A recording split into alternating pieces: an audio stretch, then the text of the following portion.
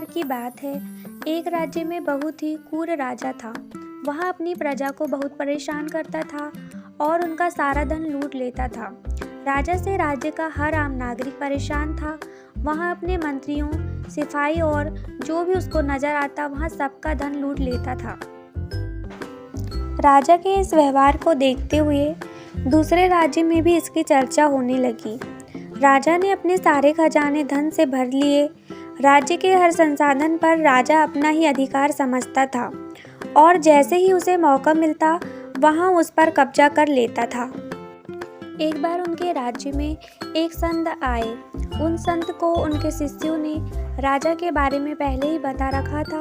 संत अच्छे से अवगत थे कि राजा का चाल चलन कैसा है। संत ने राजा को प्रणाम किया और कहा, महाराज आप मेरी मदद कर दीजिए, मैं बहुत परेशान हूँ। मेरे पास एक बहुत कीमती पत्थर है, इसको आप गिरवी रख लीजिए। राजा ने पत्थर रखने के लिए तुरंत हाँ कर दी और संत से पूछा, मैं यहाँ पत्थर आपको वापस कब करूँगा? संत ने बड़ी विनम्रता से उत्तर दिया, आप मुझे यहाँ पत्थर मरने के बाद वापस करना। जब हम दोनों मर जाएंगे तब हम ऊपर मिलेंगे, तो मुझे यहाँ पत्थर ऊपर दे देना। राजा अचंभे से बोला, आपको इतना नहीं पता कि ऊपर कुछ भी नहीं ले जा सकते, सब कुछ यहीं रह जाता है, एक तिनका भी हम ऊपर नहीं ले जा सकते।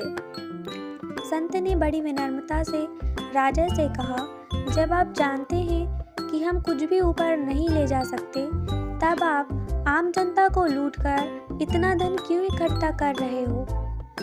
राजा को अपनी गलती का तुरंत आभास हो गया और उसने संत से क्षमा मांगी और यह निर्णय लिया कि अब किसी भी व्यक्ति से अनावश्यक धन नहीं लेगा।